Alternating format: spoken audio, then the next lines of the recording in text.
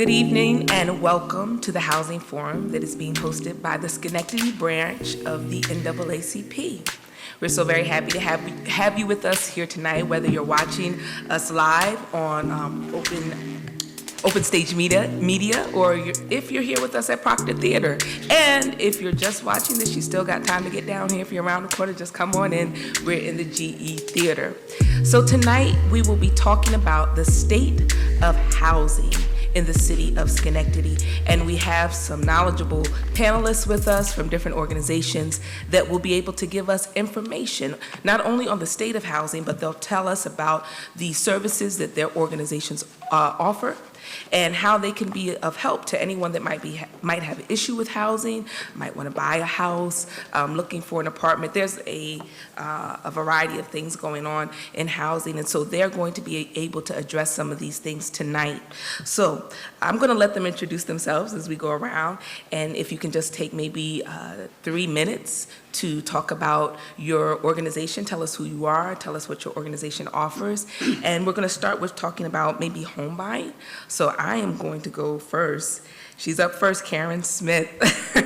Yes. Hello, my name is Karen Smith. I represent a company, broker owner, First Candor Realty. We have a main office located in Albany, New York.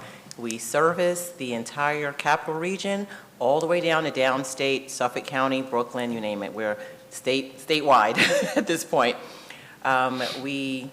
We help people with that. We basically dedicate a lot of time to first-time home buyers. It's been our specialty. I've been in the business for 32 years now, but I'm 35, by the way. And but I really am still just as passionate as the day that I started in the business. Schenectady has been very dear to me, I may add, because I had a lot of my first-time experiences here. I had first-time home buyers that were 77 and 78 years old, which was really amazing to me because I've never experienced that in all of my years. I had a seller that was 98 years old and could remember more than I could. It was so funny. He was really, really mentally alert and very versed in the community and so forth like that. So I had a lot of very inspirational moments here in Schenectady. I've been here for 7 years, and I'm very dedicated to helping this place grow. Thank you so very much. I think I failed to introduce myself. So, I am Reverend Nicole Harris. I am the president of the Schenectady branch of the NAACP. So, we will now go to Madeline Thorne. Good evening, all. Thank you for inviting me to this evening's important event. My name is Madeline Thorne. I'm the Executive Director of Habitat for Humanity of Schenectady County, and our mission is to assist first-time working-class families achieve home ownership. And we, in the Schenectady affiliate of Habitat, we do that by utilizing a great deal of effort from volunteers to help construct homes. By using volunteers, it's a twofold benefit. One is it certainly does keep the price of the house affordable. The cost to build a home is about half of what you would be paying if you had contractors involved. The other benefit is it helps communities interact with communities. You're bringing people into a neighborhood that maybe would not have normally gone into that neighborhood, but they're building a home. So everybody kind of gets an understanding of we're all just people. We're all have many commonalities. We have many of the same goals. It's a very positive experience, both for the home buyer and for the volunteers. And of course, I would be remiss if I didn't mention the fact that we have an incredible staff at Schenectady Habitat, people that give so much of their heart and their time just to make sure our mission continues to grow. So the idea is, as I said, we build brand new or total gut rehabs so that when the homeowner does achieve home ownership, they know that their home is fully inspected, safe, energy efficient, brand new appliances. They're not going to be facing maintenance issues for hopefully many years to come. The other part about Habitat that I'm very proud about, it's not a buyer beware world. It is, we stay in touch with families. If they have problems, if they have questions, if suddenly their homeowner's insurance is increased by some dramatic amount, we're able to help them navigate that world. Because again, being first-time homebuyers by definition, they have never been exposed to that world before. So it's supportive, it's important. If I have any challenge, I have a lot of challenges at Habitat, but the thing that concerns me is our throughput. Because our houses are being built by volunteers, and as opposed to contractors, we just can't produce as much as I would like to produce, because I know the need for home ownership is growing. When a family achieves home ownership, they're investing in themselves, they're investing in their community, they're building wealth, they're building self-determination, and so much pride. Their kids are going to settle down. They're not going to be bounced around to different school systems or different teachers. By owning a home, you'll get better rates on credit cards because it affects how your credit rating is read by the community. So I'm very proud of the work that Habitat does. I'm very pleased to be part of this tonight, and I'm hoping that we find a way. Oh, I would be remiss. One of the things I really like about Schenectady, I like a lot, but one of the things is it's a community that works together. We reach across. Our not-for-profits in Schenectady work openly, efficiently. Rich Homanak, he's been a friend to Habitat for many years. Jenica and Alex, they're helping our families clean up their credit and get ready to get that mortgage. It's such an important partnership.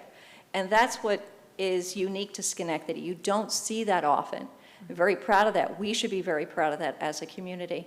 And then there's one more thing, and then 3 minutes is not nearly enough. We also have a restore. So a restore is people donate their furniture. We sell that furniture to the public at very affordable prices of appliances, furniture, lighting, and so on. That helps underwrite a great deal of our administrative costs. So when we build a home,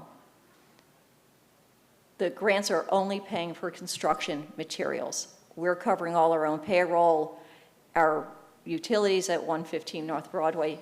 Plus, by doing that, we're keeping 185 million tons? 178 million tons out of our landfills. Nice. There we go. Sweet. I'll be quiet now. That's okay. Thank you so much for all of that information. So we're talking about homes that are built by volunteers, and then Ms. Smith selling homes to first-time home buyers 60 in their 78. 78. Yeah. Wow. So never too young, too old to be a first-time home buyer. Thank you so very much. We are now going to go to Mr. Maurice Brown. Yay. Hello, how are you doing? So my name is Maurice Brown III. I am the home ownership coordinator for the city of Schenectady. I work under the Department of Development. There's a number of different responsibilities that I have, but generally speaking, I am also responsible along with other department staff for helping increase home ownership, helping facilitate the purchase process for a lot of people, as well as helping maintain current home ownership within the city of Schenectady. So I really coordinate a lot of efforts between many of our partners, and many of them are here today as well too. So a lot of times I might help you no matter what stage you're in. Maybe you need to find a realtor, you need to know what kind of questions you should be asking a realtor to start with if you're just curious. Helping connect you with lenders that are going to be beneficial to you in your personal financial situation. I'm not a housing counselor, but I do refer a lot of people to some of our great partners with Better Community Neighborhoods Incorporated, or I just used it, BCNI. And a lot of times, I'm even just moral support. There have been times where buyers have asked me to just be at the closing table with them because they may not have another family member or another person to sit there with them. And it can be an overwhelming experience sometimes. There's a lot of things going on. Sometimes I actually will help translate what some of the professionals might be saying to you. And sometimes we're not as confident when it's not a field that we're experts in. The majority of homeowners and home buyers are not loan officers. That's primarily where my background is in. So I work to help you clearly understand what those different terms that they may be so accustomed to using that you're not necessarily comfortable asking the direct question with, and just helping create that partnership for you. In addition to that, I also am responsible for the front-end process of selling of our city-owned homes. So as many of you may already know in our community, there are a number of homes that the city of Schenectady owns that for one reason or another ended up in our possession. and I work to get those in the hands of responsible home buyers. So we evaluate those offers each individually. We work with our real estate community, such as Candor Realty, in order to list those homes and provide the opportunity for home ownership and getting those homes in the hands of people who are willing to invest and fix up those homes. And some of them are people who want to live here in our community. Some of them want to provide quality rentals for our community. And some people have more entrepreneurship things that they want to do, and they want to maybe flip the property, maybe rehab it and then sell it. So we provide that opportunity for a lot of people to grow. Thank you so much. So you've sat in closings with folks before? Yes, it can be an emotional process for a lot of people. Well, yeah, I remember the first time I bought a house, it felt like you're signing your life away. You just sign this, sign this, sign this. Yeah, and then the thing is, like, a simple thing that nobody really speaks about. Mm-hmm. You're signing some of the same papers you already signed previously. Mm-hmm. So you feel like you're crazy because no one said you were going to re-sign the same papers that you signed previously. There's a reason for it, and sometimes professionals don't always consider explaining to you why you have to sign the same document again, and you're really just confirming the information hasn't changed. Mm-hmm. And if there is a change, that's something that everyone has to take into consideration. Because everyone who is party of that transaction, it's meaningful to them. And it's not just from a financial basis, it's an investment into the community. It's an investment into each of us as individuals. Thank you so much. Okay, now we are going to talk to Mr. Richard Homanak. All right, well, thank you, and good evening, everyone. Thrilled to be here. We're, the Schenectady Municipal Housing Authority has been around since the 1930s. I've been there since 1993. Been an executive director since, the last 20 years, and been really honored to be in that position and trying to move the Housing Authority forward to keep up with the housing needs in Schenectady. I think preservation is our most important task at hand because we do have over 1,000 public housing units that are becoming obsolete as we speak, in large part because the federal government decided to disinvest in public housing as a program and have basically prorated our subsidy for many, many years. So we're left with a decision to become creative and entrepreneurial and start projects like we're doing at Yates Village, which I can talk more about later in the other part of the forum. But we do serve 2,500 families in the city of Schenectady through various programs. We actually have 11 housing programs. We're best known for public housing in Section 8, but we do a lot more than that. The other programs are smaller, but they're impactful and important to people as well. I guess I could leave it at that, but I'll come back around. I know I'll be digging into more of what I don't want to say during the intro, so at a later time. So I'll just leave it at that, and looking forward to the rest. Thank you so much. Alexandria Carver is now going to share some information with us. Yes? Yes, Okay. of course. Good evening. My name is Alexandria Carver. I am the Housing Counseling Program Manager at Better Community Neighborhoods, and what I do is I work with potential home buyers and renters and walk them through the home buying process or prevent foreclosure, budgeting, financial confidence. We are a HUD-approved housing counseling agency, and I am also a HUD-certified housing counselor. So I make sure that our clients that are coming in are aligned with the different grant down payment programs that are available to them in the capital region. We also work closely with our community partners. We help families come from public housing to homeownership, Section 8 to homeownership. We work with the Habitat in the city of Schenectady closely as well. And we also facilitate many educational programs, again, financial confidence, home buying 101, and then the HUD required 8-hour HUD certificate, HUD home buying course. Okay. Thank you so much. You're welcome. Good to know that all of these things are available, right? Okay. So now we're going to go around and we're going to talk about renting. Okay, because some people are renters and they're okay with that. They want to rent their apartment or their house, and but when rents go up, those are some of the things we'll get into tonight. But what about the renting, the state of housing in Schenectady as it pertains to renting? So I'm going to go through that. I do want to ask that Jenica give an introduction of herself, and I know that there's some programs, rentals or things like that you want to talk about. But if you can give us an introduction and talk a little bit about your program. So my name is Jenica Huff. I'm the CEO of Better Community Neighborhoods, Inc. Our mission is to build and support resilient communities where people of all backgrounds can flourish.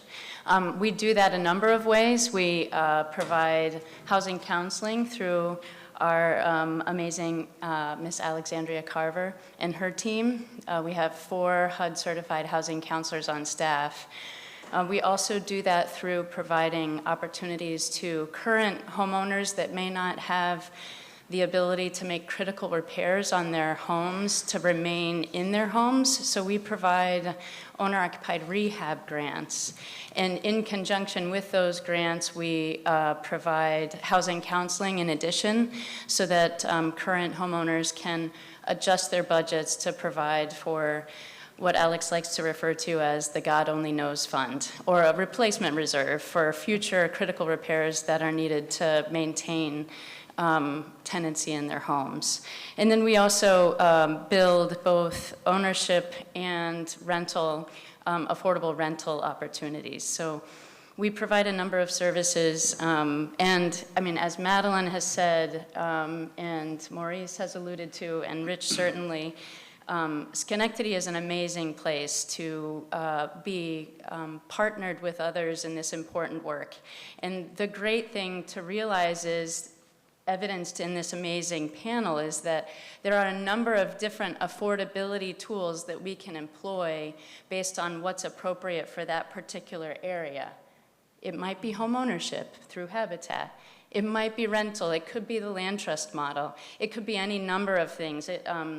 And that's the great thing, that having such a diverse team here, we really can get at what is the most important tool that we employ in our affordability toolbox for this particular locale, given what we're hearing from the residents and what we understand about the social, political, and economic geography of the area. So I'm honored to be here tonight working with such great and talented people, and happy to continue the conversation.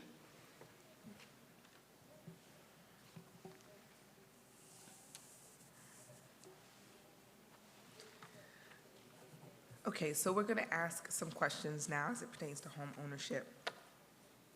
So what is the process for accepting applications for the programs at your organization? In addition, what is the percentage of approved applications that have been taken in? And when do you not accept an application for your program? Or what would, make you turn the application down? Anyone Well, can- it's home ownership, so with respect to everybody. In the Habitat model, families must earn within HUD-defined income guidelines. They're hard numbers, and there are certain boxes that have to get ticked off. At the end of the day, with the Habitat process, applicants are going to have to successfully apply for a mortgage. It's not a gimme. It's not an entitlement program. You earn a mortgage. You have to have a decent credit rating. Your debt to income has to be under control. And but it helps people get strength through that process, understand how finances work. So the idea with Habitat, at least, is they apply for a home when they hit these guidelines as stated by HUD and can successfully attain a mortgage, then they're ready for home ownership. Now again, though, working in partnership with the counselors at BCNI, they're helping to explain along the way what all of the intricacies mean. We're concentrating on the construction end of it. That's why this is such a great partnership. It allows us to do what we do well, allows BCNI to do what they do well. Now, I know that they're going to get into more construction in the future, and that's all the better for all of us, because as our city gets stronger, as the housing becomes improved, it's the rising tide attitude. So we do have an application that's online. It's relatively simple. Families are asked to perform sweat equity, which means they come on site with our volunteers. And that's not just to make people do work, so that the families get the understanding that there's a lot of people that want them to succeed. There's a lot of people cheering them on. And they also just get to learn construction skills, power drills, how to do a measurement. It's a great program, very proud of it. There's one thing that you said I wanted to, if you could expound on it a little bit, the rise in the tide that you're talking about. When we build a house, and I say we, believe me, it's our volunteers. When the volunteers are building the house, what we see in the neighborhood is the other renters or homeowners are coming out and they see that we're investing in their neighborhood. They see somebody is paying attention and somebody cares. And the families in the neighborhood, we see them start to improve their property. We see them starting to invest in their property. So all of us with improved housing, our city is just going to get stronger and be, kids are, as they calm down, they're better able to concentrate in schools if they're not having to move over and over again. There's so many factors of how it rolls in together. It's a complicated process, but at the end of the day, a safe place to live it's everything to a family. And I do want to I use that word a lot, family. A family in Habitat land is whatever a family is. It's not mom and dad to 2.5 kids. It's single moms, single dads, single people. We don't much care. It's whoever you want to be in your house with you. And I was remiss before because I should have pointed out, Maurice is a great friend and partner to Habitat families. He spent a lot of hours helping folks get through the process, and he's taught me a lot about how the process works. So thank you, Maurice. Thank you so much. Anyone else want to add to what has been said? Yes, Ms. Smith. Yes, that was like an amazing summary of what we do. I do agree that we all kind of work in conjunction. It's almost like a conveyor belt. We're all greatly aware of what the other parties do. So when someone comes to me and say, okay, I need to be pre-approved, or I have credit issues, I send them down to Alex, and so forth like that, and vice versa, the Habitat. We all kind of work in conjunction with each other. So it's really good that we are encouraged to do so. But it's like a conveyor belt kind of situation. So it's like sometimes a client may come to me, they're not pre-approved yet as a realtor. I'll explain to them the importance of being pre-approved, because how are you going to know your purchasing power? Because a lot of people want to just go online and start searching and buy with their eyes and say, I like this house, I have good credit. There's much more involved than just having good credit, so they don't really understand the formula. And also, it's a misconception that realtors are going to really know about mortgages. They're very closely linked, but they're two separate fields. So a lot of times, even though financing is my background per se, I really try to stray away from that as much as I possibly can, because there can be misinformation, and I don't want people to think that a realtor is responsible for mortgage questions. So it's almost like allowing the next person to play their position, and we can do both together and have a successful outcome. So I just kind of wanted to reiterate what you were saying, that how we all kind of work together. Yeah. So. May I? Yes. So our process, we have an intake process. If a potential home buyer or someone looking for services, they can give us a call or come into the office and get an application. So we do an initial screening. We don't turn anybody away. So yes, some of the programs are, the income, the HUD income would allow you access to more opportunities as far as grants and what's available to you, but anybody can come get service from BCNI. So if there's a homeowner that doesn't fit exactly into those income guidelines that are established with HUD, you can still come and get advocacy. You can still get the tools and resources that are available to help you make a knowledgeable home buying decision.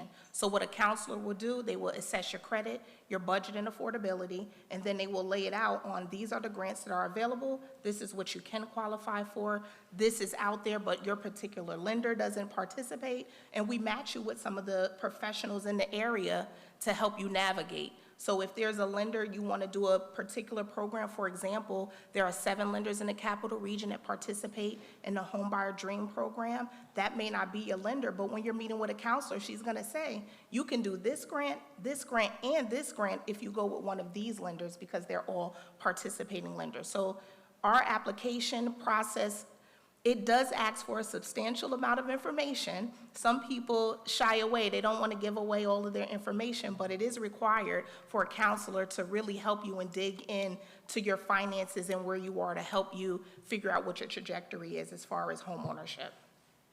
And just one more thing on that. We also offer what Alex referenced earlier, a financial confidence series, and it's really open to anyone. You don't have to income qualify, come. We offer it, we'll be offering it twice this year. It's held on Saturdays for an hour and a half for 5 Saturdays in a quarter. And it's an amazing opportunity, and I'm just going to brag on Alex a little bit. This we had a client come in to us last year, didn't even imagine that home ownership was even within her reach when she came to financial confidence. And a part of the confidence series is to align your values, your personal values, and your budget. And that same client closed on her first home 9 months later.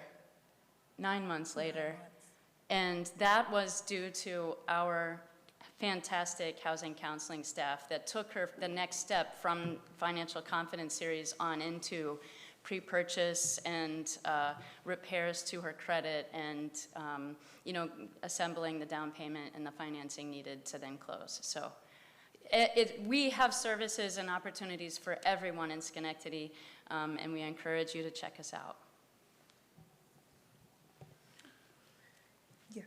So I think your original question was, how are the programs accessed Yes, or applied? application.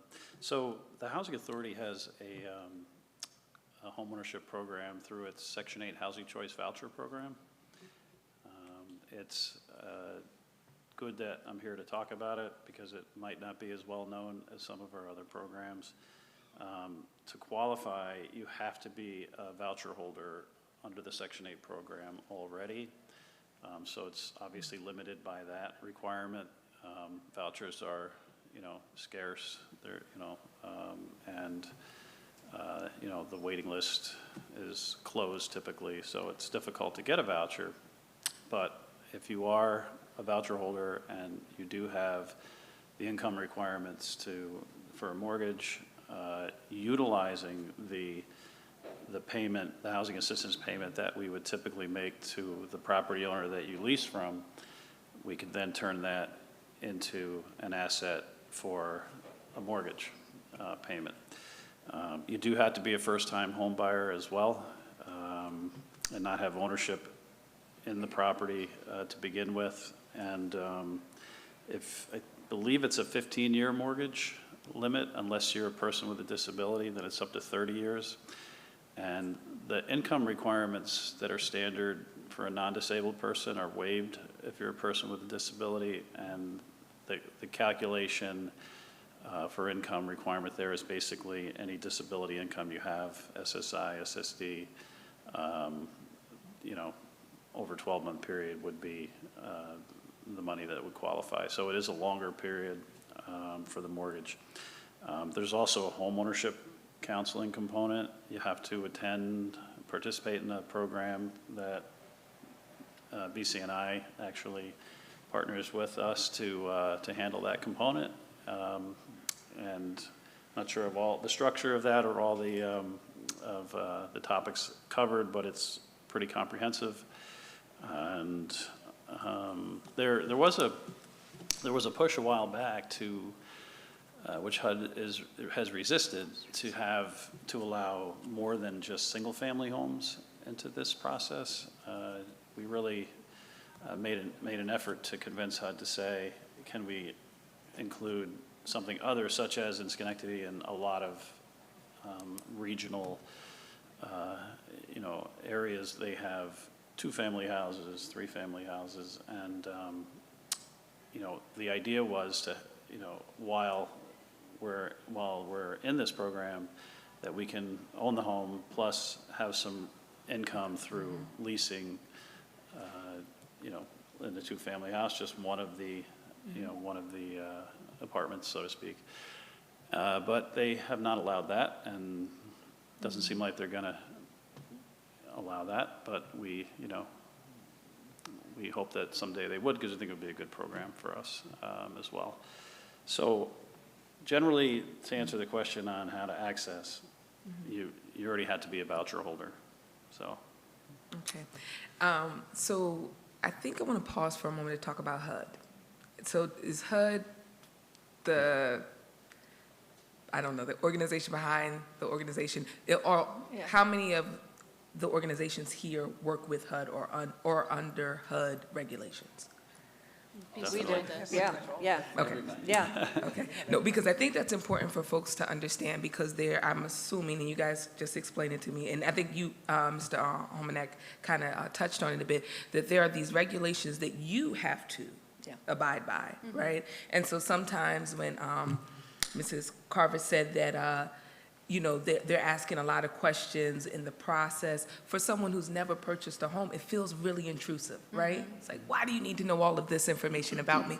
And that they may not understand that you're asking questions. One, you need the information, but also you're asking questions because there's all these regulations coming down from HUD, and you got to make sure you meet each and every one of them. So can someone, Maurice, you want to? Yeah. Okay.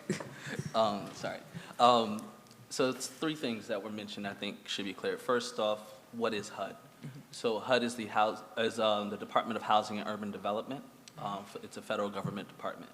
So a lot of the funding that's used to reinvest into a lot of our communities comes from the federal government. It then gets broken up into state or to different municipalities such as cities or townships. And once that money comes in, everyone relies on a lot of our nonprofits in order to actually be the ones doing the moving and the shaking in the building and doing their work with a lot of people. Another thing is, one of the most common things I get asked is, well, when do I start thinking about home ownership, and when is the most appropriate time to start engaging with a housing counselor? The city of Schenectady does have a roadmap for any first-time home buyer. Housing counseling, although not mandatory, personally, I believe it should be for anybody, and the moment that you consider it is when you should be looking into it, so that you could be prepared to take advantage of an opportunity when it comes.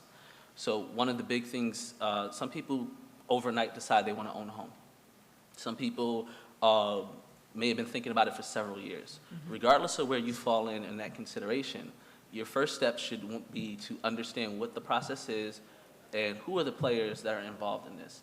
Because if someone tells you you need a realtor and you don't understand what a realtor does, you may be asking your realtor questions that they may not have that answer for you, or it may not be appropriate for them to answer because maybe it's the lender who answers that question. And sometimes it creates an unfair expectation for a lot of different professionals involved, because if your realtor can't answer something about rates, some people lose confidence in their realtor because they don't clearly understand what is the role of each individual. So one of the big things that we all do here at this table as well is immediately trying to understand where you in your process and what is your ultimate goal here, and then let us enlighten you about what the process is. It's usually the first conversation that most of us have, so that we can identify where you are and who you need to connect with next. Okay. All right. Did anybody else want to touch on that before I go on to the next? Just real briefly, Habitat is an international organization, and in the United States, there's well over 1,000 affiliates. So I'm often in meetings or conference calls or Zoom meetings with other executive directors. The relationship that the city of Schenectady specifically has with its not-for-profits as far as utilizing HUD funds to help not-for-profits bring housing, affordable housing, in whether it be an affordable apartment or an affordable home, is very rare. No other habitat that I have worked with across the country has this kind of funding through HUD in such a direct way. So it's really useful. It's really very grateful for the way the city of Schenectady utilizes that money and helps us bring back neighborhoods. So. Okay. Anyone else before I go on? I think it's important to just say about HUD, on to what Maurice said, is that it's not all HUD. Congress creates the laws that trickle down to HUD, and HUD has to administer what the laws are, and they create regulations, and those regulations are what typically we look at and run our programs based on, but there's another level, and the other level is the local discretion we have that regulations provide us on how we're going to run our program. So a housing authority in Schenectady, you can't just go over to Albany and expect the same thing, because they're, and it's probably true for everybody's program, everybody writes their, what discretion we have, we'll look at our own community and determine what works best. And what works best in Albany, very close, similar city, might not be what works best in Schenectady. So it's beneficial to anybody to ask a local agency that receives HUD funds is, let me see what your policies are locally. And in our case, they're on our website. We have a whole policy manual on what our discretionary policies on Section 8 and public housing. Tells you everything you ever want to know about how things work, from how to get in to what happens after you're in. So just want to point that out. There is this layered thing, but when it comes down to the local level, anybody could ask for that information and know everything inside and out about the programs. So. Thank you so much. Sure. Okay. So I can't remember if it was Ms. Smith or Ms. Thorne, but you said some things about credit score. Somebody said that. That would be me. That would be you. That sounds okay. like me. Okay. Yeah. So, so when you say, you would say credit score and things like that, we know that in our community, it's not just, we're working to help people in many ways, including educating them on financial literacy and things like that. So I want to know, okay, so I walk into your office and you tell me the process of what I have to go through, and I have a low credit score, right? This is to any agency. Yeah. Okay, I have a low credit score. Now, I'm looking around at my community and I'm seeing some changes happen. And I'm realizing that the community is improving, as you stated earlier, right? So while homes might be $150,000 in my neighborhood right now, I'm thinking the way things are looking, it might be a little bit more than that. And I hope I don't miss the boat because I got a bad credit score. Now, you understand? Okay. So how do you, first of all, does that person miss the boat? Are these programs going to be gone at some point where they won't be able to purchase a home? Because some people feel like that and they abandon the whole process. Well, I have a bad credit score, I'm just going to walk away, right? Or does it make more sense for them to go through the process? And if Ms. Smith, you might know the terms better than I do, but like a home buyer's market, like how the market changes. And so now the house that I was looking at cost this much last year, but it's this much this year. Do they miss the boat because they're at a disadvantage right now? Well, it sounds like you're speaking about a population of people that I help, because I specialize in doing very difficult or challenging deals, because I will walk the walk, educate, take the time, or whatever. That's always been my specialty. Anywhere from a 600 score and above is 3.5% down generally, and even 3% down. Below that, 580, sorry, they changed it. 580 and below to 530 would be 10% down. So, and then grants sometimes are available for that, or they want you to still put a portion of your money in place. So it can get a little, complicated, but it can still be accomplished. But the average person will come in, that I see in my office, like 550 credit score, and you'll do a little credit repair, something, a little quick fix, and get to 580, and then they're sailing. Okay.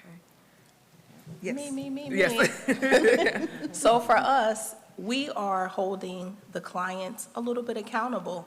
So if you come in and you have a low credit score, we're going to work with you to build that. We're going to look at the credit versus, because the majority of the clients that come to BC&I fit the bracket of low to moderate income families. So they can't necessarily afford to pay a third party for credit repair, right? That can range from $100 to $150 a month. So when you're coming to us, we're going to help you do the work yourself, but you got to be in it.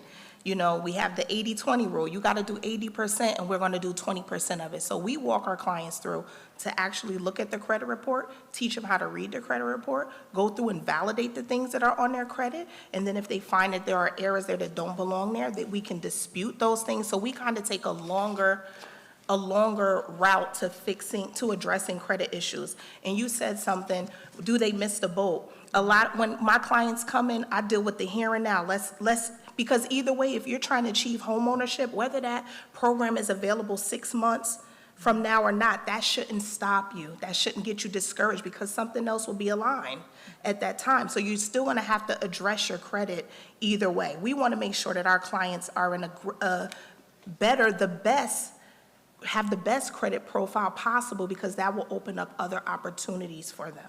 Right now, there's a wonderful program with Sunny Mae, and it is called Give Us Credit. So for people who have challenging credit histories, they can use non-traditional items to create trade lines. So things that wouldn't normally report on your credit report, car insurance, rent, maybe cell phone, you can establish those trade lines with non-traditional credit if you can prove that you've paid them on time for the last 12 to 18 months. That will give you clean credit. So housing counselors do stay abreast to what is happening to be able to match clients and meet them where they are. But we take a little bit, when it comes to credit, Ms. Nicole, it can be discouraging, but we encourage our clients to put a little bit of work in to reap the benefits in the long run. We want to prevent clients from predatory lending. We want to prevent them from private mortgage insurance. We just want to put them in the best place. So that's why it's important to meet with a housing counselor. Yes, some programs say that it's not mandatory, but the counselor is going to kind of sit with the client to give them the full picture.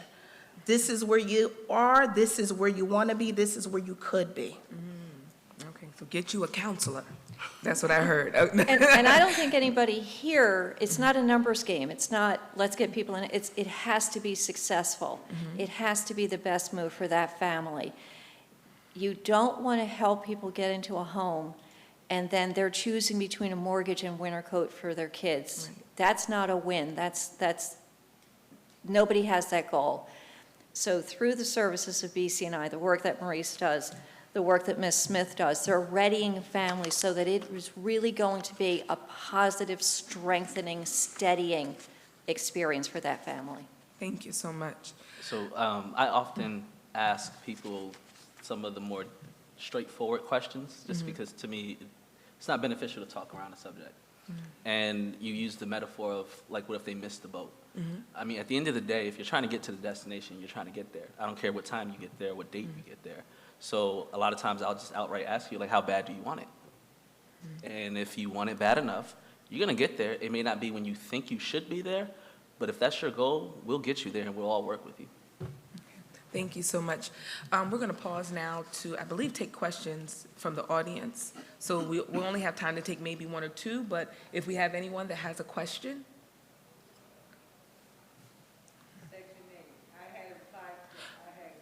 Hold on one second. I think there's a microphone that you can use. And is this a question regarding homeownership or? Yes, because I was on, I had a Section 8 voucher. Stand up, please. You can't. Stay seated.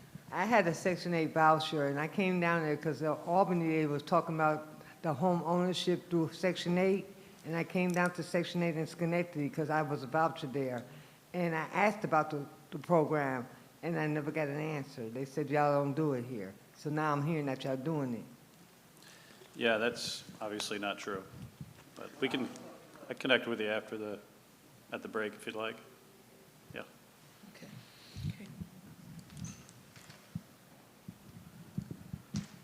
Okay. Thank you for all this really helpful information. I had a question just on, how the community is informed about this. Like, how are they getting this information? How are we all making sure that as many people as possible know that these programs are available? And I guess a part two of that would be like, how are you like measuring the success of the program? Like, how many people are coming through and actually getting housing? Home ownership, sorry.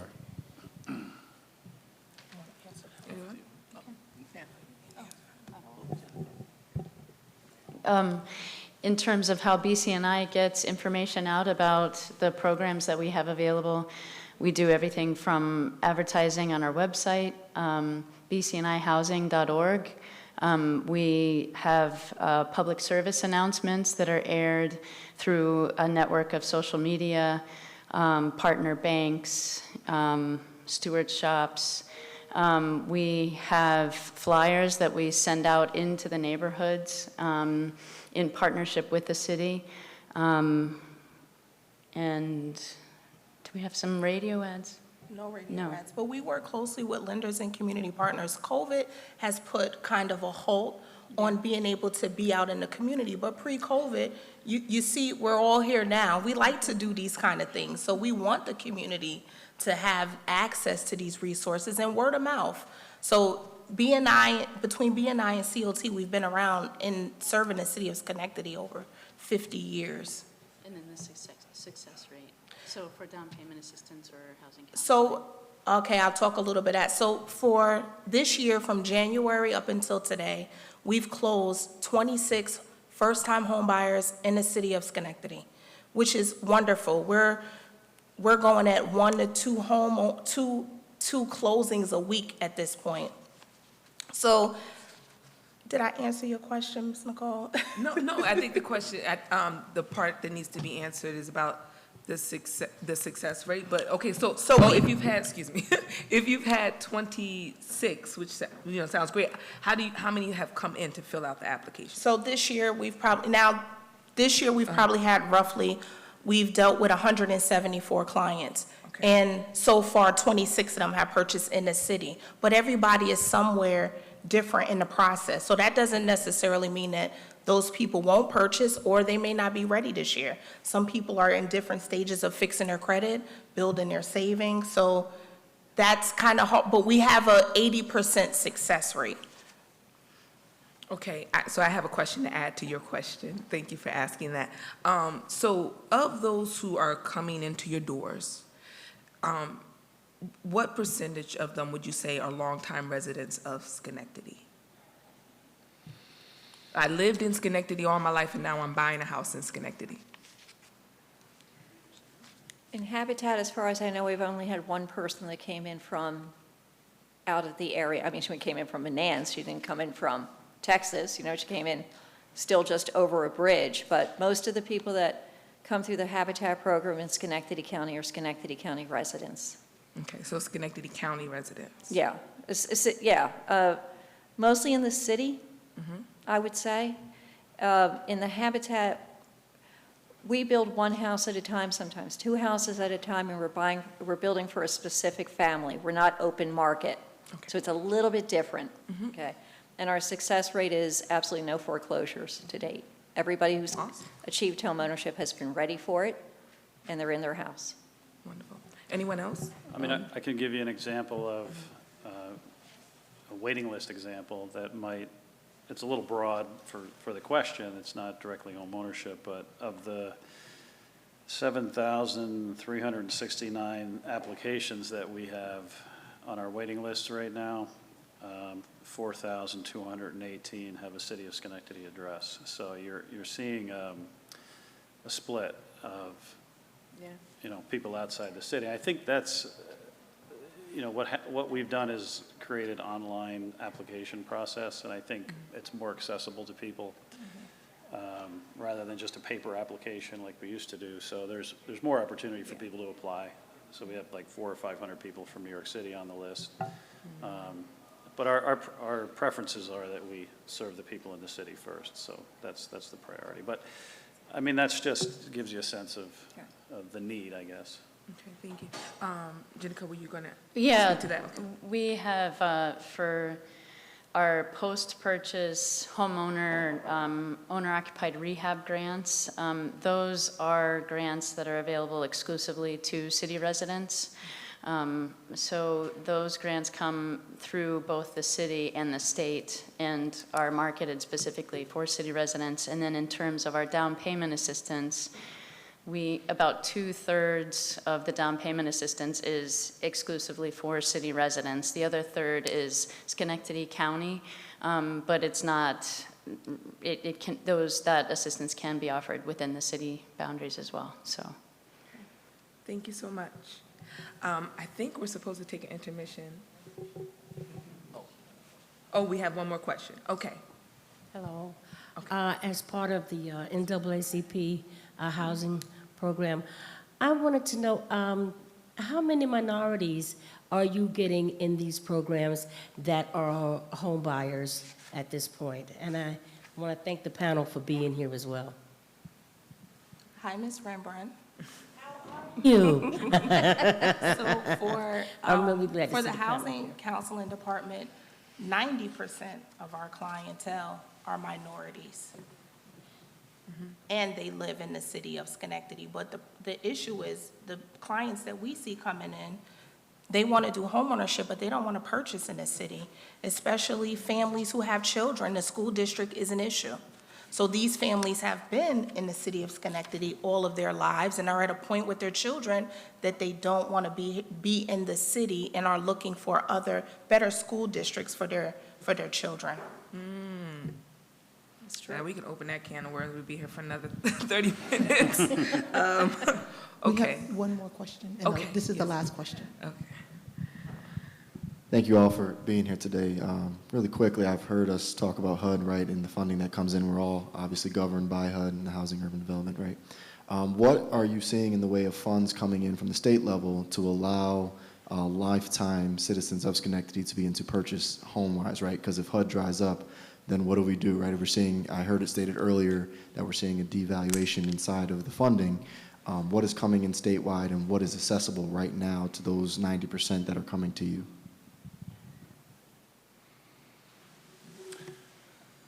I mean, I could speak from my agency's perspective and my problem with our properties becoming obsolete. The average age of our properties is 77 years old right now. And had it not been for the state DHCR housing programs, I wouldn't have an answer to that. I wouldn't have a solution to that problem. The state has stepped up in a big way to help keep our apartments affordable and recreate them into what you see happening at Yates Village. So, it's been a big lifeline for us personally. Anyone else? No? Okay.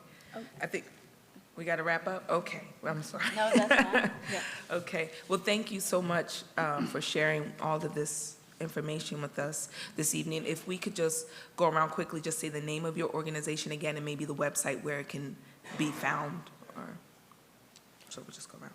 Habitat for Humanity of Schenectady County at schenectadyhabitat.org. First, Candor Realty. It's the number 1, ST, Candor, KANDER, realty.com. Maurice Brown, Homeownership Coordinator. Actually, you can find resource guides for many different programs we partner with as well on the city's website, cityofschenectady.com. You can go right to the homes page, and it will enlighten you to different types of opportunities. Richard Homanak, Executive Director of the Housing Authority. We're at smha1.org. That website's going under changes now and looking to make it more useful to the public, but there is still good information there. Jenica Huff, CEO of Better Community Neighborhoods, Inc., and we can be found at bcnihousing.org. Thank you so very much.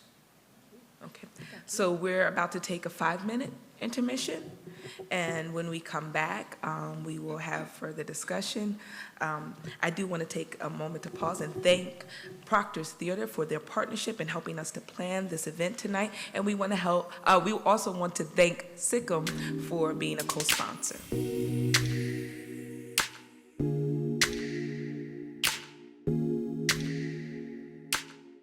It is my pleasure now to introduce to you members of SICM. I thanked them earlier, but I want to thank them again for co-sponsoring this event tonight. And now we're going to learn a little bit more about their organization. Thank you, President Nicole, and thanks everybody for tuning in. My name is Amaury Tanjon Santos, and I serve you as the Executive Director and CEO for Schenectady Community Ministries. And with me is Pearl Tucken-Hunter, who is one of our staff people at the food pantry. For the past 55 years, Schenectady Community Ministries has been working with the community around issues of housing, youth, and the elderly, and for the past 30 years with those, we have been working with food access issues. We do that by running the largest food pantry in the Capital District of New York, for 28 years running the summer meals program to children and youth in the city of Schenectady, and we've been serving other communities around Schenectady County.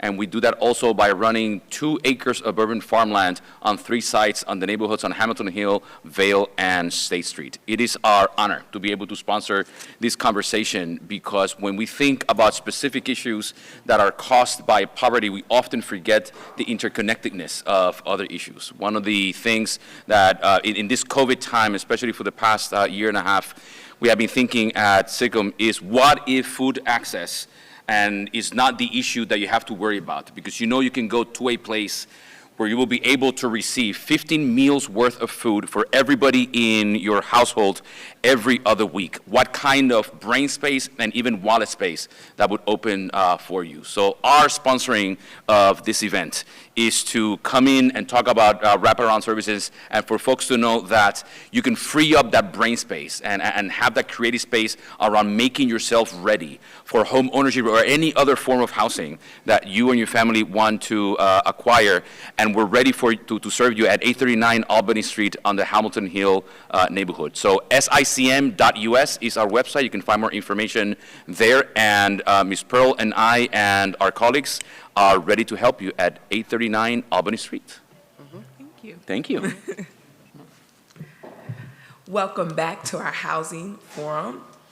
We have had some very helpful and enlightening discussion tonight, and now we have 2 new panelists and 2 returning panelists that are going to continue to talk about the state of housing in Schenectady.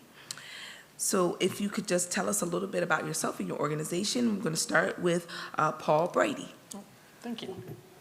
Thank you very much. I'm Paul Brady. I'm the Commissioner of Social Services here in Schenectady County. Our office is responsible for not only overseeing cash assistance, which is I think what we're going to spend a little bit of time talking about tonight, which helps individuals and families be able to pay their rent. But our office also administers the SNAP program, or what people commonly think of as food stamps, Medicaid. There's also another division of the agency that I'm responsible for that's related to child welfare services, as well as our adult services programs.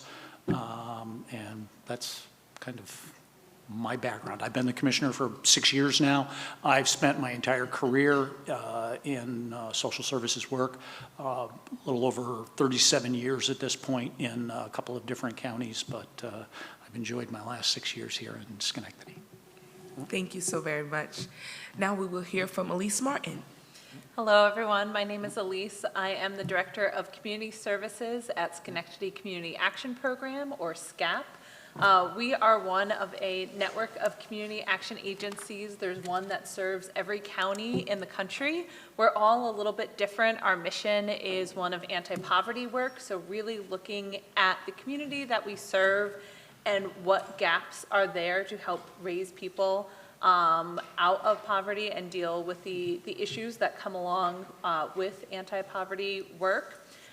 Here today because we have a number of crisis assistance programs, rental assistance programs, long-term housing and supportive housing programs. We also in the county run our Head Start program, so really anything birth up through any kind of situation that you could go through in life. We are kind of a first start for someone if they're trying to navigate what supportive services are in Schenectady. We've heard a lot about all of the great resources that are here. We're really lucky in this community to have so much support available, but it can be really complicated to access, to know what to do first or where to go, or if you're working with a few different people, how can we all best work together so you're coordinating as best as possible. So that's kind of our role, is to help you navigate all of that and also to fill in the gaps. So one program might be able to help you with your credit, but you need, to get your Social Security card. We can help with that. Or you need $10 to get a copy of your birth certificate. We can help fill in those little gaps that might be barriers that can kind of draw out this process for you and help you move it along. Thank you. Well, I'm going to jump right into the questions, okay? Okay, the first question It is reported that rent across the country has increased by 14% within the last 2 years, and by 13% in Schenectady. However, salaries and minimum wage have remained the same. How do you feel your program will help renters and prospective home buyers dealing with this reality? I mean, I could start if you'd like. It's a quick answer for the Housing Authority because we have programs that are rent-based, income-based, meaning that it doesn't exceed 30% of your gross income. And there is no sign that that's going to change. Our development projects are holding that same line. So regardless of what happens with rent in the public housing program, we're covered. Same thing with the Section 8 program.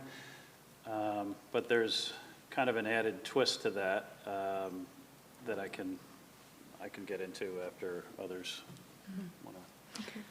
I was going to say this similar thing. Better Community Neighborhoods works in partnership with, actually everyone at this table.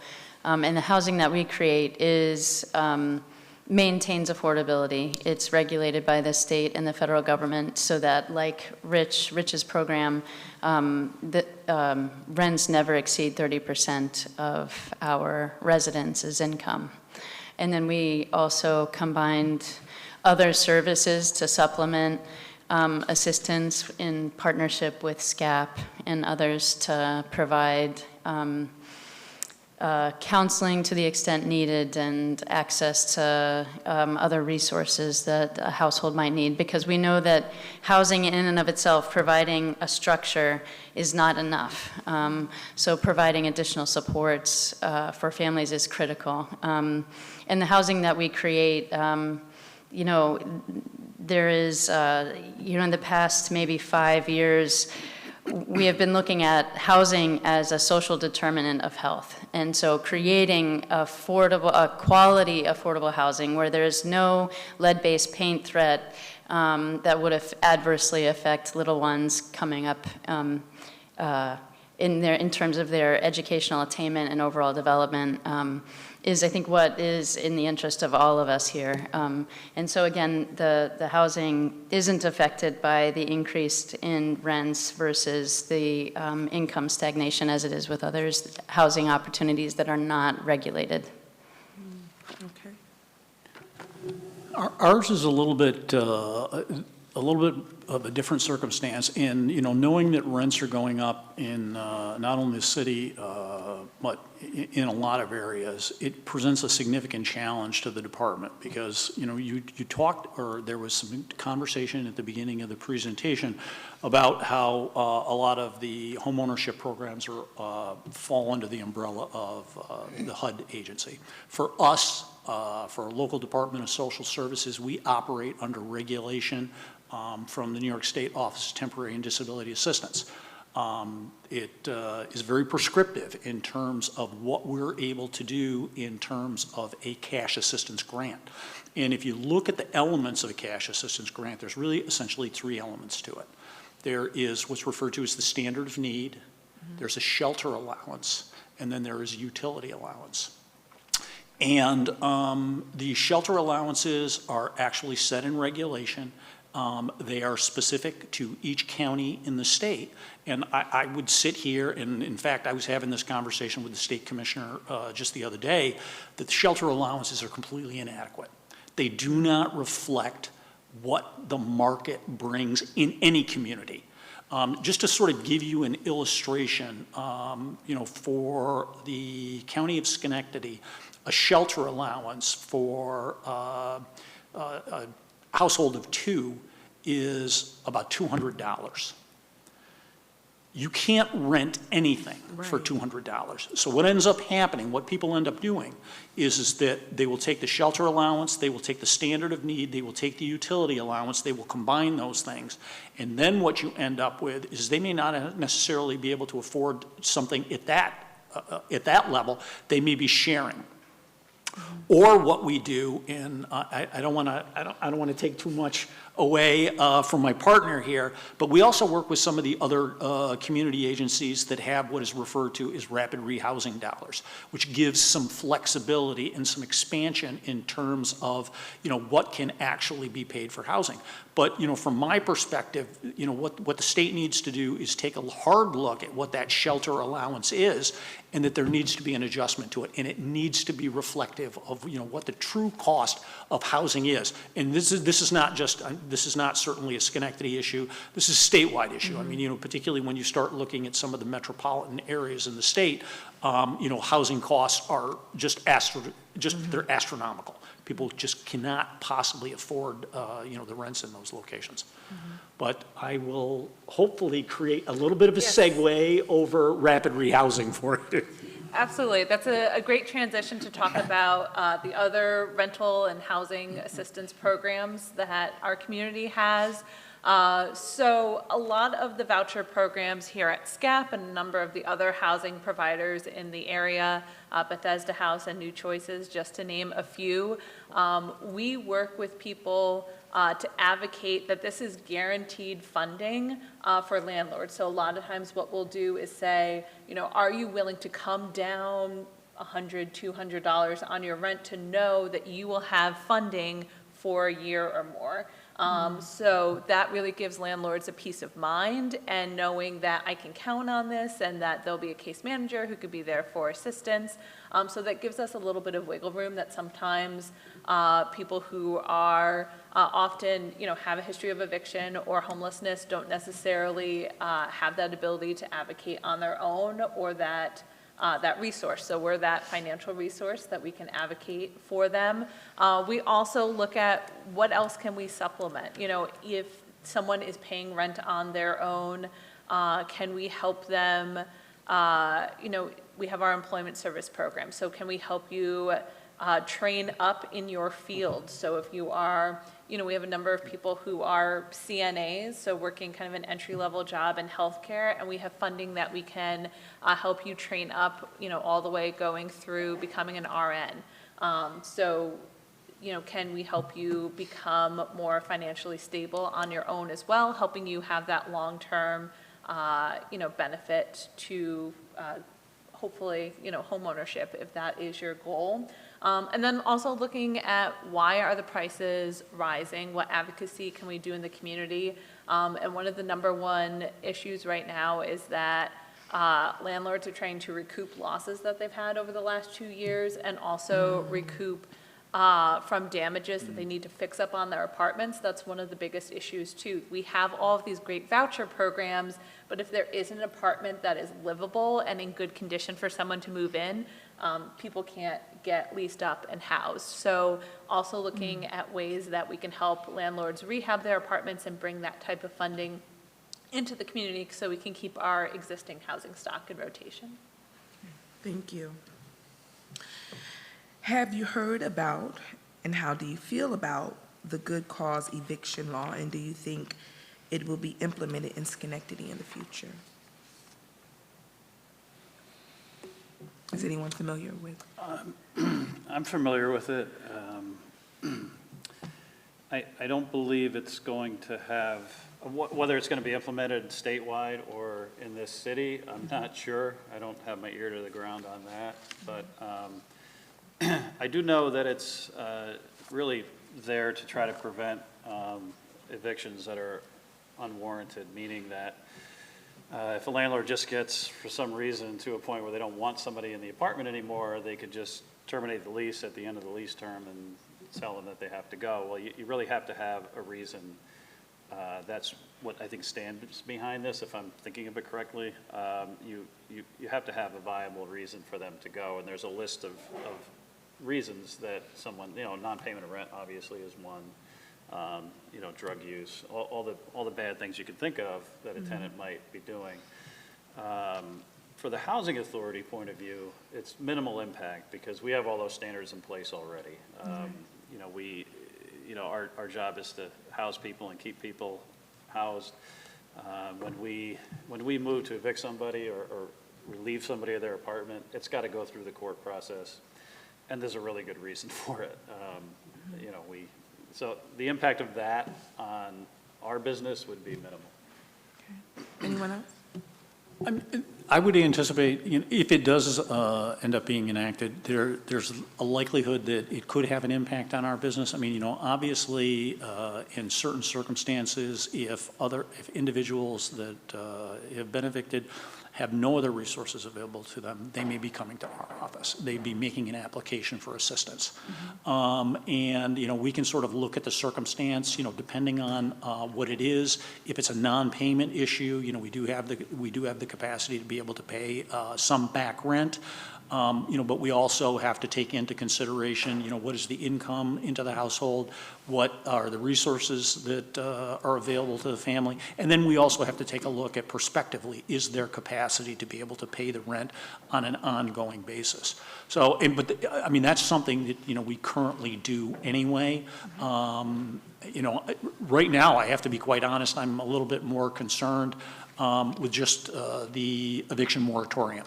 Okay. And, you know, the fact that, you know, we know that there are quite a number of evictions that are currently pending. We're starting to see certainly an uptick in activity with, you know, people that are coming to our office that have been evicted or on the verge of being evicted. And that seems to be much more of an immediate concern for us right now. Did anyone else want to? Okay. Okay. Residents in the city have expressed that they are concerned that the community is being gentrified. As we know, gentrification always results in the displacement of low-income residents. What can your organization offer to prevent displacement from happening?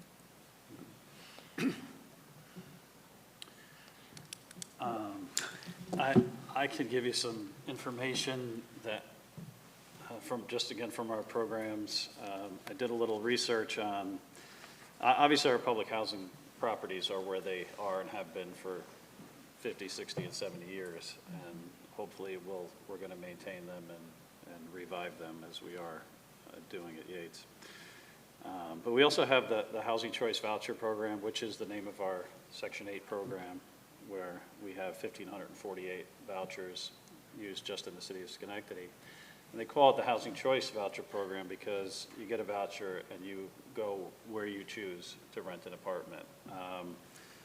So we're spread pretty evenly throughout the city. I'll just quickly run down the zip codes. 16% of our vouchers are in 12303, 18% in 12304, 11% in 12305, 7% in 12306, 20% in 12307, 26% in 12308, and only 1% in 12309.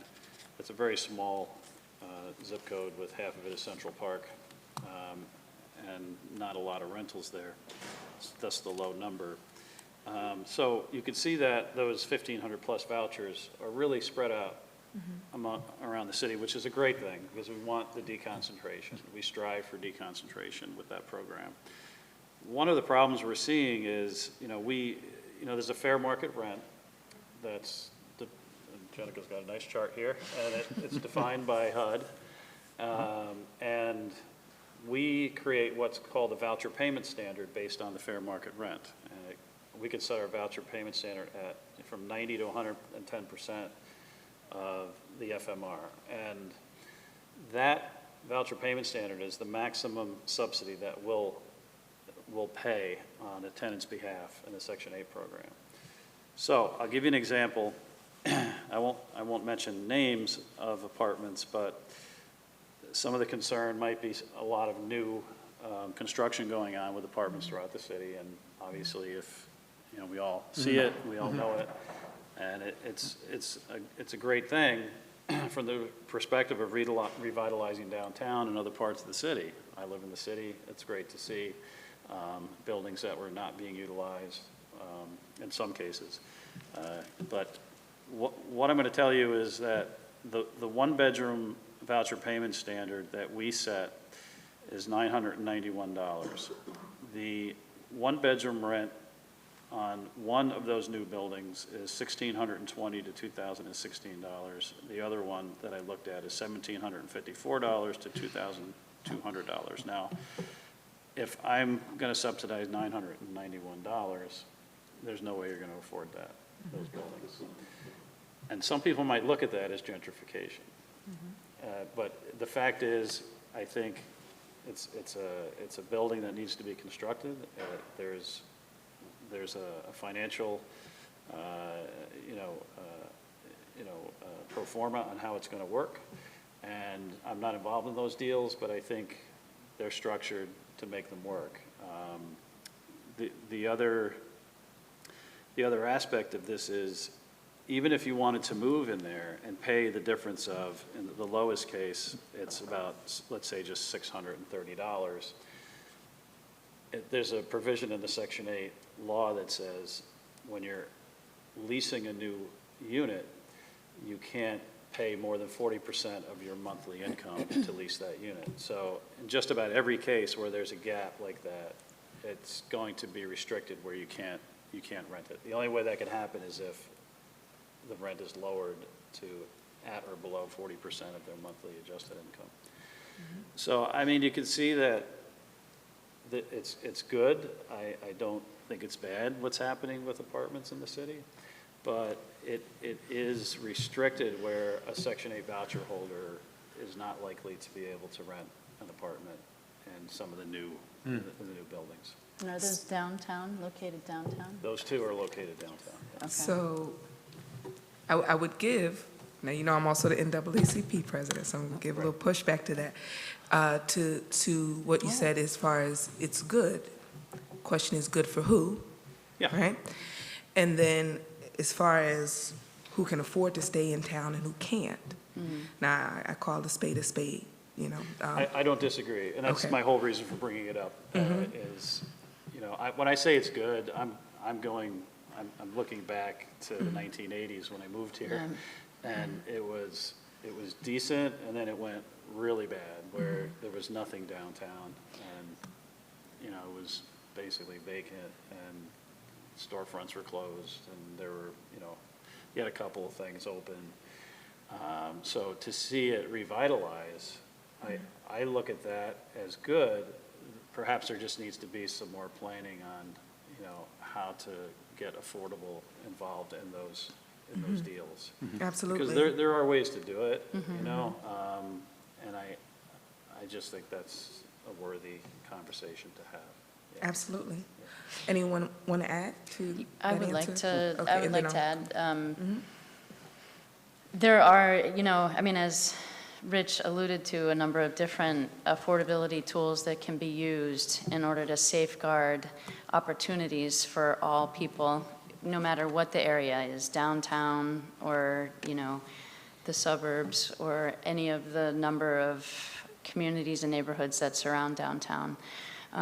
There is a way to incentivize developers to include more of a mixed income in some of the rental that's being developed downtown through the tax credit program. And then in addition, there's a land trust model that works to where there are high land acquisition costs, the land trust can come in and pool money to purchase the land and maintain affordability on the land, and then lease the land to homeowners to build structures on top of the land. And in that, then the lease is restricted so that the home is sold to an income qualified, buyer in the future, while the current owner of the improvements on top of the land can generate generational wealth through the appreciation of the home, the asset that was built on the land, as the surrounding home values increase in value. Right. So it really, it depends on kind of the local geography, politics, and the economics when and where you employ those affordability tools, but there are ways to ensure that areas are, that opportunities are afforded to people of all backgrounds in areas where there may be gentrification starting. Okay, thank you. Yes. So for many of the new housing projects that have gone up, including ones that our agencies work on for affordable housing, there are public discussions, comment periods, things like that. But what we've realized recently, we've done a formal study in our community through the One Schenectady group and the Schenectady Foundation, knowing that those type of meetings, that information, someone earlier asked, like, how do you guys share information about your agencies? There's a gap between here's where you could share your opinion, here's a public forum, any community member can come, and we tend to see the same people show up, which is wonderful that they're there, but we know that there's many more people whose voices aren't being heard. So we're really critically looking right now as a community, with community input, how do we make these opportunities to hear from the community, hear what's needed, even steps between home ownership and renting. Not everybody is ready to jump into home ownership. Not everybody wants that as their end goal, but renting, you're not building any equity or assets or anything like that. So, that is a conversation I don't have the answer to because it's active right now, but we're looking at that as a community so we can have more genuine public input, not just satisfaction surveys and the type of things that we have now. The other piece is that we are seeing a rise in landlords using the discriminatory practice of saying, I don't take programs, meaning any of the programs, or using source of income discrimination. So looking at where your income comes from, maybe it's from Social Security disability, and saying that I wouldn't rent to you because of that. That's illegal in New York State, but we've seen landlords, because it is so hard to find housing now for anybody, and there are some people with cash who can take that apartment, landlords will choose them over someone who maybe has a voucher or income from Social Security. So that's one of the things that SCAP and the other agencies can help advocate against. If we hear that from landlords directly, in that moment, but then also there's a process through the state that we can report it for a more official follow-up. Okay. I'm glad you mentioned that, because that was kind of like where I was going next with it. I think this part, you guys are getting the harder questions. Sorry We are about getting that. the harder questions. Yeah, but listen, I got to ask the questions, okay? But okay, so I'm going to give you an actual situation that happened. So I'm also privileged to be the pastor of the oldest African-American church in the city of Schenectady, 185 years old. And I have members of my church who have lived in this community, whose families have lived in this community for generations. I'm talking about 4, 5, 6 generations have lived in this community. I had a member of my church who was asked by the landlord if she could move. They said they wanted to move a family member into the house. Said at the end of your lease, we're going to need to ask you to move because we want to move a family member in. This person actually ended up moving out of state. And rode past the house one day, saw a for rent sign in the window. I'm concerned because quite a few of my parishioners are renters. And the rents are going up all around them. And a lot of them are scared that they will not be able to afford to live in the place that they have called home for generations. Who's holding these people accountable? So there is, we talked about good cause eviction, which may sometime in the future benefit our community, but there are laws right now in New York State that regulate income or rent increases based on how long you've lived there. So if you are having a large jump in your rent, that's something we've seen too. We've had people, just a couple weeks ago, someone came in because their landlord was trying to increase the rent by $1,000 and double it in an effort to get them out, and that's not something that the landlord was able to do based on how long they were there. So that's something, reaching out to one of the housing advocacy or legal aid agencies to look at what rules may be, available for you that are already in place. And just to dovetail off of that, we also at BCNI offer tenant counseling, so tenant housing counseling, and we have partnerships with legal aid, so we could help in advocacy to the extent that that's needed, and access other service providers that we're linked with to provide support. So, Okay. Anyone else? Sure. I had this conversation with a city council member recently and suggested that with the money that's available to the community from the COVID Act there, I forgot the actual name of it. What was it? ARPA, yeah. Yes, American Reinvestment Act. That it's not uncommon, but our city is very deficient in the area of fair housing. You said who holds accountable? Not many people at all. There's a Fair and Equal Housing Office in the state. There is a county committee that handles some of that as well. But really what I think we need is a robust fair housing office that doesn't just exist to field complaints, but actually goes out and does investigations. There's a strong office in Western New York. It's a not-for-profit, and there's also one in the city, that they go out and do their own investigations, and they act as if they're somebody leasing, and find a lot of deficiencies. My personal experience is, since we've been relocating families to redevelop Yates Village, I've heard all kinds of reasons that landlords turn away. We give each family a voucher that's leaving. I've turned them away. I don't want families with kids because then I got to deal with lead-based paint, kids under 6. Okay.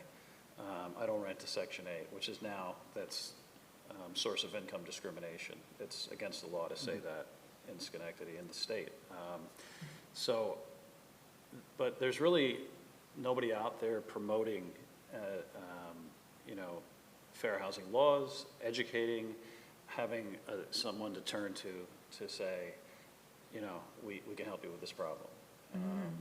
And my guess is that a lot of landlords don't understand it either, what they legally can and can't do. Right.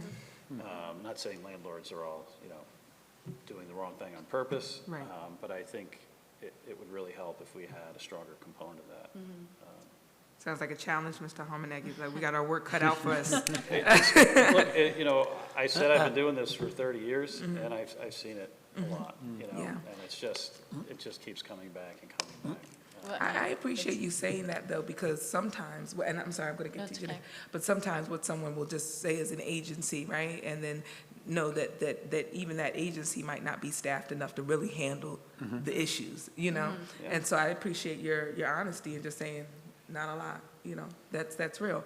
But at least we know now, and those who are watching, that it is illegal for someone to say to you, Yeah. I don't take Section 8, I don't take, Absolutely. Right. and that is discrimination. So, yeah, thank you for speaking to that. Yes. I was just to, kind of dovetail off, you see it on Craigslist. It says right there, Right. we don't accept Section 8, and I'm sure that it's just a lack of It's not not limited knowing. to just you. Huh? It's not limited to just Section 8. Yeah. I've seen them. Department of Social Services as Yeah, well, yeah, right. DSS, yeah, Yeah. right. So any source of income it's a violation to discriminate against because of where their income comes from, whether it's Department of Social Services, a housing authority, anywhere, so. Thank you. So if you could just give us some more information on your organizations. Tell us where we would be able to find your website or how someone can reach out to you if they are having an issue with rent or anything else. So we're going to close it out. So just give us the information. that our I can viewers go. need. Yeah, I can go first. So again, SCAP, Schenectady Community Action Program. Our website is scapny.org. That has our walk-in locations on it. Our main one is 913 Albany Street. We also just put a free food fridge out there, so if you're coming in and need to grab some food as well when you're coming to us, that's available, and that's 24/7 access outside our building. you can give us a call, 518-374-9181, and our receptionist can walk you through what you might need to bring to an appointment. We can also do things pretty much 100% virtually too, so if you want to do stuff just over the phone or email, however you want to access us, you can do that. And our services, there are certain programs that have eligibility, but just to come get assistance at SCAP and help navigating, there's no eligibility. Please come to us with questions. No problem, too small or big, for us to try to advocate for you. And we do have rental assistance right now. So if you are behind on your rent, or if you need rental assistance ongoing, right now we have it available through September of this year. Please come into our office or give us a call. We'd love to get it out to you. Thank you. The Schenectady County Department of Social Services, we're located at 797 Broadway. It's right next door to the YMCA. We don't have our own website per se, but if you go to Schenectady County, all one word, .gov, you will find all the departments listed for Schenectady County. You would find us there. There's a whole plethora of information about the different programs that we operate. You can also, if you'd like, if you go to the New York State Office of Temporary and Disability Assistance, if you go to their website, there are also links there.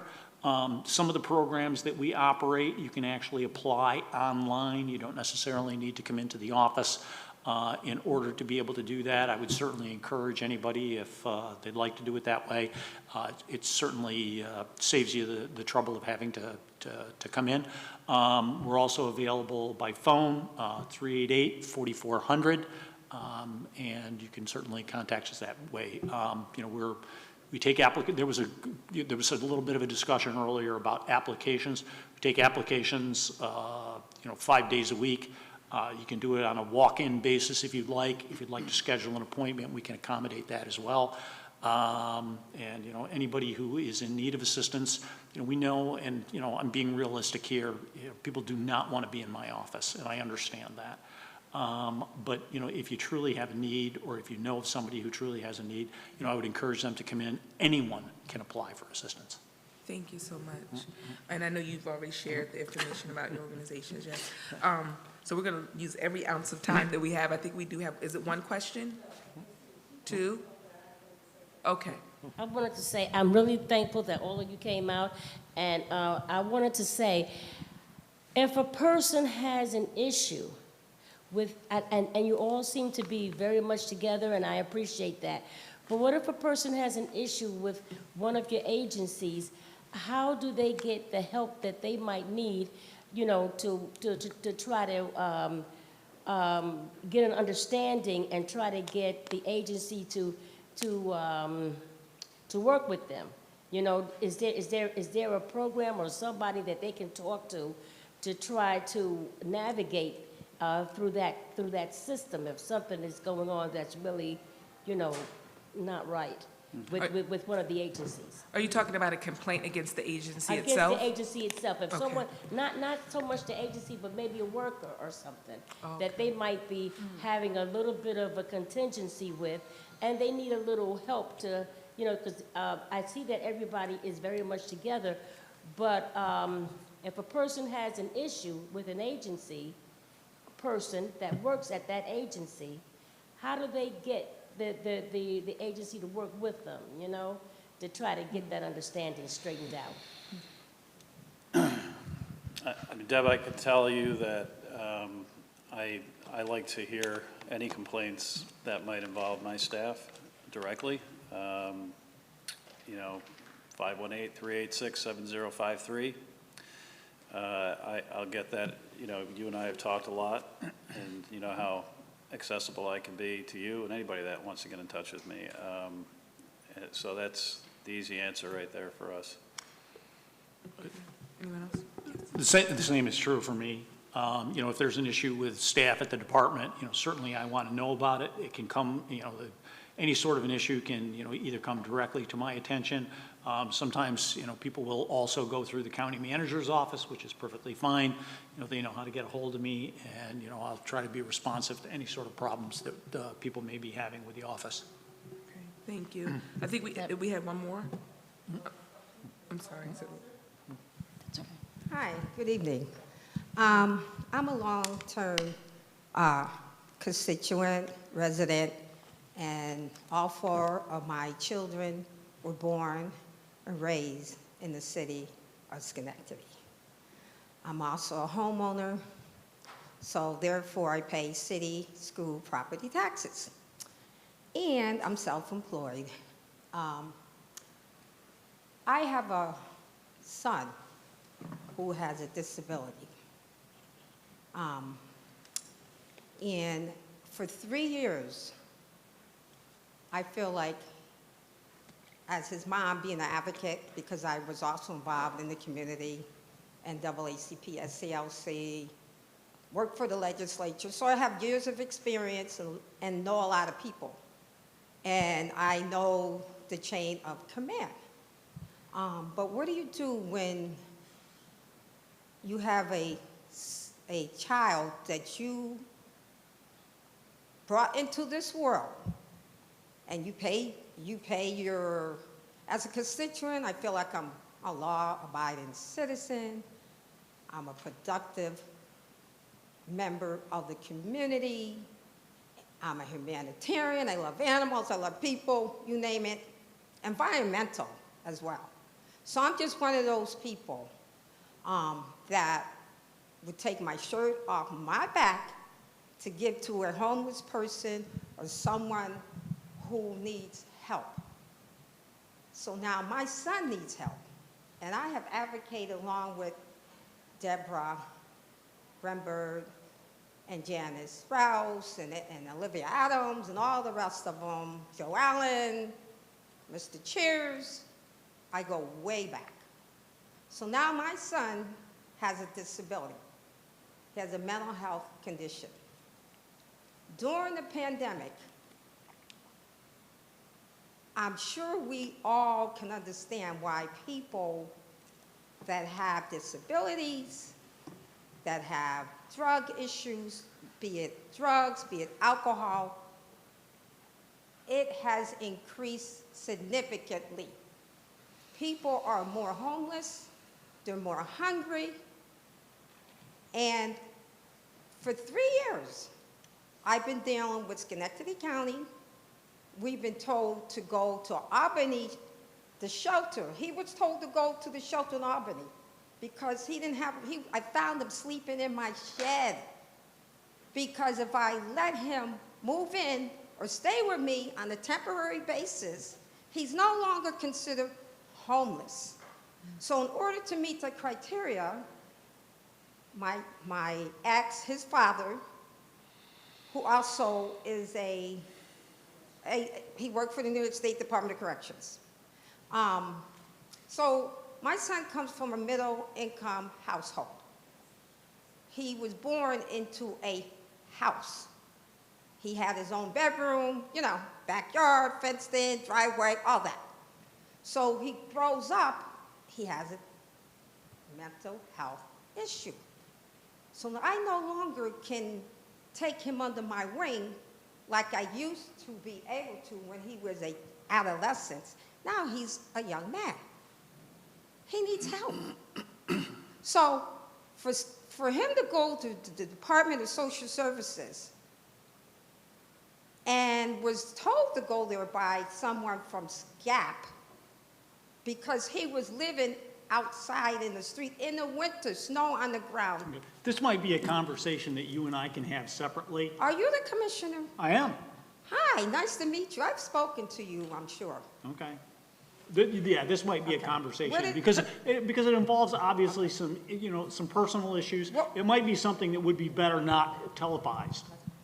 Okay, so we can do that. So whenever you're available, sir. I'll be around after this ends.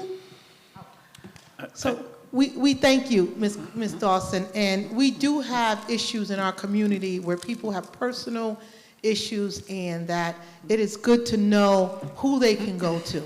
And so hopefully, if nothing else, you get the resources that you can go to after this event. Thank you. Okay, thank you. And I do want to say that, because I'm sitting here intensely looking at you as you're talking, that you are, from my standpoint, from the NAACP, you are heard, and that we need to have further discussion on how our residents with mental health issues are being helped, not just with housing, but with a number of things in this community. And so I'm going to say to that discussion to be continued. So thank you for bringing that up tonight. Okay, so I think that we have run out of time. But we have had a lot of great discussion tonight. A lot of, for me, I was educated tonight on some things. I kind of feel for you guys for some of this HUD stuff. The $200, that threw me when you said, I said, what? Good. And people $200. So, you know, some of the things that the regulations that you have to deal with, it's obvious that there needs to be advocacy work done collectively and on another level, because it's trickling down and affecting our residents here. So I want to thank you again. I want to thank Proctor's Theater. I want to thank SICM for being a co-sponsor. I want to thank the committee that put this event together. Thank you all so much for your hard work and discussion. To be continued, thank you for joining us tonight, and we hope that you'll join us again for our next panel discussion.